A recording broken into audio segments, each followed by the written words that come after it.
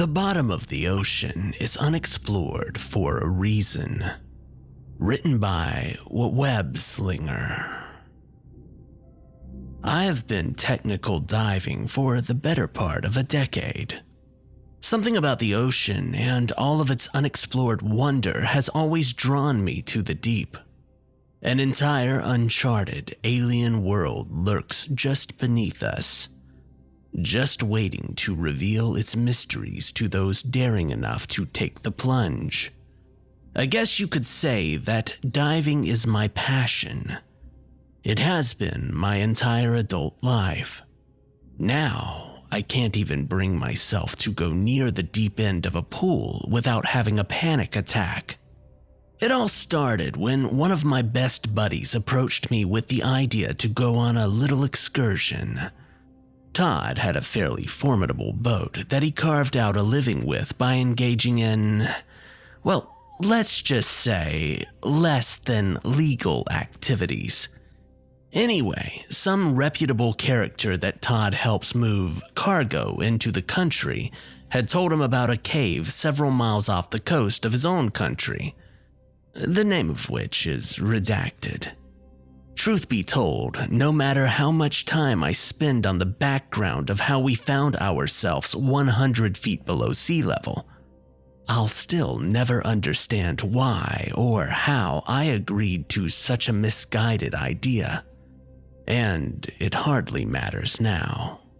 At 99 feet below sea level, the pressure on your body, normally felt by the atmosphere, is quadrupled. The sunlight feebly attempts in vain to penetrate the blackness. Darkness rules there, and creatures of the dark are all that inhabit it. I checked my depth and air pressure gauges and looked up to see Todd hand-signaling me to follow him to the mouth of the cave. I flutter-kicked silently forward, floating just above the seaweed and silt-covered ocean floor, taking in as much of the world as my low-profile, narrow-lens mask would let me. When we reached the mouth of the cave, Todd dropped to the floor and clipped his line to a formation near the entrance. This is a very important step in cave diving. That line was our only way back out of the system. I held my light on his hands while he worked, but my gaze drifted back to the mouth of the cave. The darkness was just as oppressive as always, but there was something strange. I couldn't put my finger on it at the time. The ominous black maw was somehow more intense than it should be. Then I heard it. A low-pitched roar from out of the deep. A thunderous echo sounded from so far below, it was a whisper by the time that it reached us. That's the strange thing about your hearing when you dive down that far. You don't just hear, you feel. You feel it in your chest, in your bones. The noise echoed through me and I felt my stomach drop. We hadn't come this far for nothing though, and we dutifully pressed on. Todd held the line and made entrance first, and I followed behind. My hand trailed along the line as it unfurled. With graceful strokes, we kicked only about 30 or 40 feet into the system before my light caught a silver glint out of the backdrop of darkness and neutral tone rock formations. Todd signaled that he saw it as well, and we stopped. Kicking myself over to it, the narrow beam cast itself on the object. The eerie silence was broken only by the soft, rhythmic beat of our exhales as they bubbled up to the roof of the tunnel. The glint revealed itself to be a scuba tank half buried in the silt. Many cave divers bring along spare safety rigs. The last thing you want when you are 100 feet down, enclosed by a rock ceiling, is to run out of air.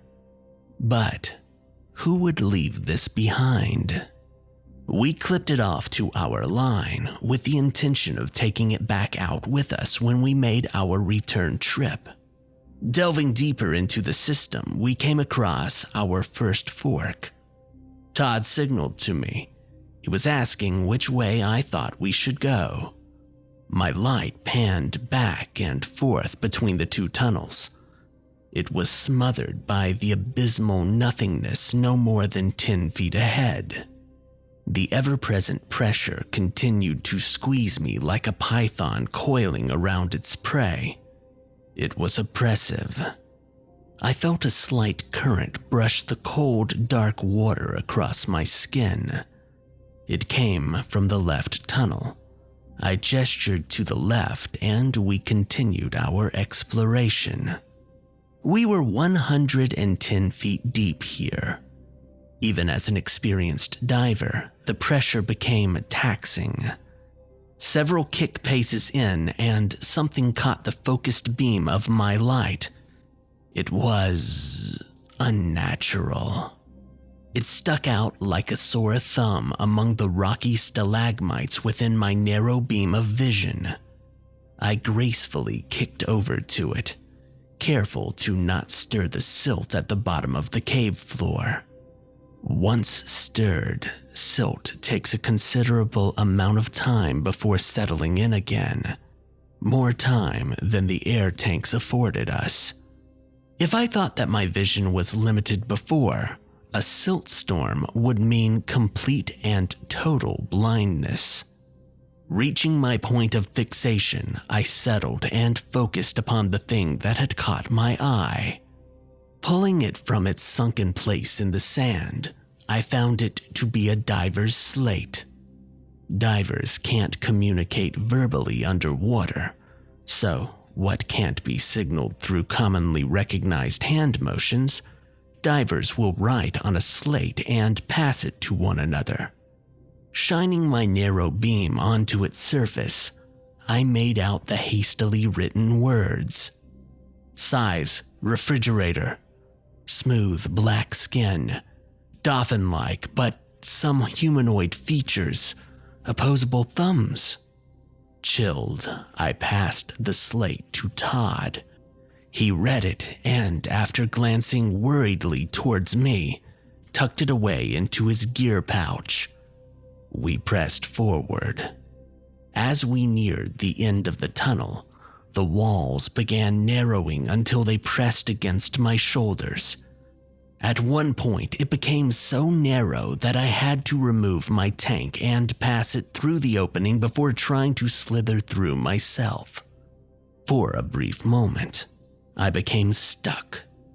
The familiar panic set in. I took several slow breaths to calm myself. Then, I exhaled every bit of air in my lungs and at last managed to become just slender enough to barely push myself through. On the other side of this obstacle, the system opened up. We found ourselves on a small ledge that dropped off into a large chamber. Shining my light around the perimeter, I noted the horizontal boundaries.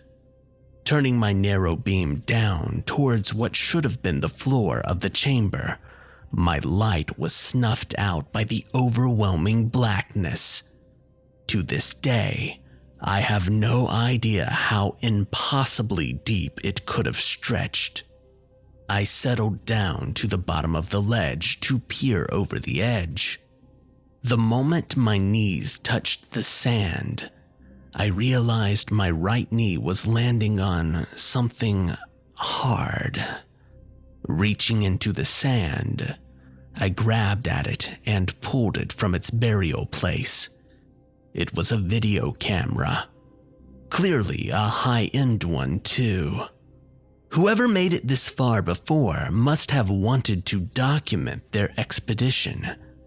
Fumbling with the buttons, I switched it on and positioned my light on the playback screen so that I could see the last recorded video.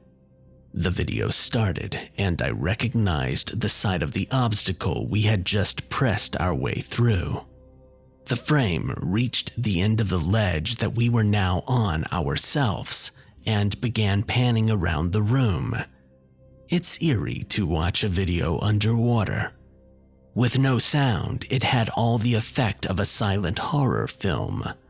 The deja vu sense I had of seeing the surroundings that I was currently in didn't put me at ease. The frame then panned down to the bottom of the cavern and back up from the abyss to rest on the figure of a diver positioned next to the cameraman. Clearly, it was the dive buddy of whoever was shooting. The diver in the frame looked towards the camera when suddenly a strange, dark figure shot across the frame and out of view. At first, the diver appeared just as he was a moment before. Then, he clutched his throat. He clasped both hands to his neck as if he was choking. Then, wisp of dark red blood stretched out from around his grip, like malevolent fingers spreading their reach across the dark water. The figure rocketed across the frame again from a new direction and out of sight. The diver's mask and regulator were gone now, and so was a large, haphazardly torn portion of his face. The camera shook in obvious shock as the blood swirled violently, dyeing the water in view. The still, twitching body floated limply forward until the figure rocketed by again and it was gone, dragged down into the black. The frame peered over the ledge until it was smacked violently and the screen turned black.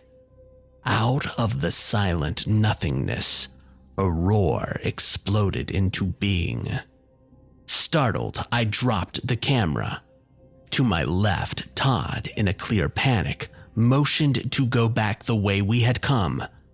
Kicking with all my might, I made it back to the narrow passageway and began the arduous task of shoving myself through, barely getting through the obstacle once again. I turned to help Todd. He passed his tank through to me and I grabbed it. He fit his head, then shoulders through in a panicked hurry. His body filled up the entirety of the passageway, and I could only see his head poking out through the rocks. But before he could gain any more ground, his head jerked in a sickening way. Bubbles exploded from his regulator as he screamed in pain. Blood seeped through the opening and began staining the water around us red. Helplessly, I tried to tug him through, but as I pulled, I felt something pulling back the other way. Todd's regulator flooded the chamber with purged air bubbles as his screams of pain propelled them violently towards the roof of the tunnel. The regulator dropped from his mouth and his head dropped lifelessly down. Horrified, I realized whatever that God-forsaken thing was on the other side. The lifeless corpse of my friend was the only thing barring it from pursuing me. The aquatic roar sounded loudly as more blood poured into my side of the obstacle. I realized that this was my chance. It is with shame I admit that I left my friend there so that I would have time to make my escape. My heart pounded as I swam with all of my might to the mouth of the cave system. Foolishly, I made an emergency ascent to the surface, not stopping to decompress. It was worth the risk of the bends just to get out of that water. It's been a month since then. I finally recovered from the bends after spending what felt like forever in a hyperbaric chamber. I can no longer bear the thought of swimming, let alone diving. I can't even explain why. All the proof that I had of that wretched thing is buried in that cave with the body of my friend. I couldn't keep this to myself. I barely cling to my sanity as is. I had to tell someone, somehow, so I will post it here. Hopefully, this will be a warning to all those seeking the mysteries of the deep.